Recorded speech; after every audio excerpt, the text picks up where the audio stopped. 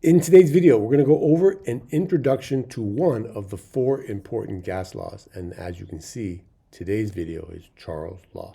Before we get started, please don't forget to support our channel Step-by-Step Science. Please subscribe to our channel. If you're looking for some additional teaching and learning materials, you can find that at our Teachers Pay Teachers store. Of course, the link is in the description below. And let's get started with Charles' Law, one of the 4 important gas laws. The gas laws show us the relationship between the pressure, the volume, temperature, and the amount of gas in a container. For Charles' law, we're going to be looking at the relationship between the temperature and the volume. So we're going to be changing the temperature and seeing how that affects the volume. Okay, now for the gas laws, we usually have 2 parameters that we're looking at, and we hold the other 2 constant. So for Charles' law, we're going to be looking at the relationship between the volume and the temperature. So that means we're going to hold the pressure and the amount of gas constant. Those 2 parameters are going to stay the same. And of course, Charles' law was published by Jacques Charles in 1780. And it's often written like this: for a fixed amount of an ideal gas at a fixed pressure. So we have a fixed pressure and a fixed amount. The volume of the gas is directly proportional to the temperature. All right. Now I'm going to show you that in one of the excellent simulations from PhET Interactive Simulations. The link to their website is also in the description below. And if you click on their website, go to the website and then go to the gas property simulation, then click on the ideal window and click the reset button just in case, then you will see if you make the volume as low as possible. That's how I'm going to start out. Then I'm going to add some gas particles, heavy and light. You can use the pump. 1 pump will give you 50. 2 pumps will give you another 50. And you can also add them here with the arrows individually, or I'm going to add 50-50. So I have 100 of each. It doesn't really matter exactly how many you have. I just chose that. It works well for what I want to show you here. And then you can see that we're now going to click the width button. So we know the width of the container. And for Charles' law, we want to hold the pressure constant, but allow the volume to change. So I'm going to click this button, and that will hold the pressure constant in the container while allowing the volume to change. Now you can see the gas has a current temperature of 300 Kelvin, and it has a pressure of 46.7 atmospheres. We could change that to pascals if we would like to, and we could also change the temperature to Celsius if we want to, but we'll leave it set like that. Now I want to say a quick thing about the volume. We know that the width of the container is 5 nanometers. We don't know the height and we don't know the depth. Okay, so what I'm basically going to use is this number here for the volume, because as we increase the width, then the volume is also going to be increasing proportionally like that. All right, so let's see what happens. We have our gas. It's at a certain temperature. We're going to hold the pressure constant. We're going to add some heat and change the temperature. And what is going to happen to the volume? Let's see. Ooh, look at that. We're changing the temperature, increasing the temperature. The volume increases. Let's increase it some more just to check. That's right. We increase the temperature by adding heat, and the volume increases. And then we add more heat and increase the temperature even more, and the volume increases even more. Now, when we remove heat and lower the temperature, you'll notice the volume goes down.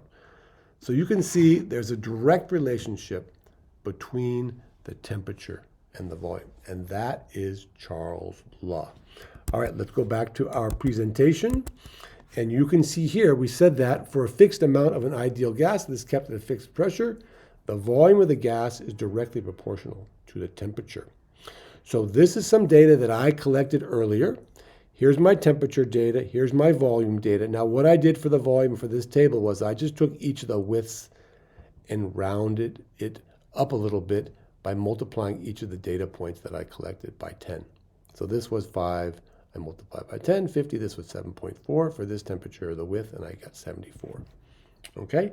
And you can see once again that as the temperature increases, the volume also increases. And then we have our graph. Here's our Charles' law graph. And it shows the same thing. As the temperature in Kelvin increases, the volume in cubic nanometers also increases. And this is kind of a characteristic graph for Charles' law, showing that there is a direct relationship between the temperature and the volume. Now, there's also a mathematical relationship by each of these pairs of data. What we're going to do is we're going to take the volume and divide it by the temperature. And for each pair of data, if we do that, we get 0.33. That shows us that there's basically a constant relationship between the volume and the temperature. Okay, and that's important because that's going to give us our Charles law equation, which we're going to do a couple of examples in just a moment. So you can see once again, there's a direct relationship from the table. Here's the graph.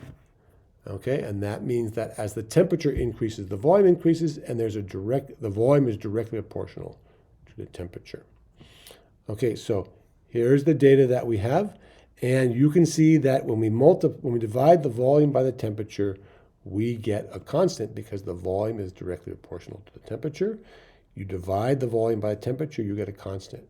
So we can set two of those data sets together, and we can see that the volume and the temperature, the volume divided by the temperature for one pair of data is going to be equal to the volume divided by the temperature for another pair, because each of them has the same value. And we can use this equation to do some simple gas law equations and some problems, because if we are given three of these values, then we can solve for the fourth, and we're going to do that right now. So we have a balloon. It has a volume of 3.8 liters, and it's at 20 degrees Celsius. We're going to heat the gas, okay, the balloon to 80 degrees, and we want to know, if we keep the pressure constant, what's going to be the new volume. Now you can see we're quadrupling the temperature, and I wonder if the volume is going to quadruple. Let's see what happens. So I like to write everything down. Here's our equation, and we have our initial and our volume and temperature, and we're looking for the final volume. We're given the final temperature. And before we get started, you have to remember, for the gas laws, the temperatures have to be converted to Kelvin.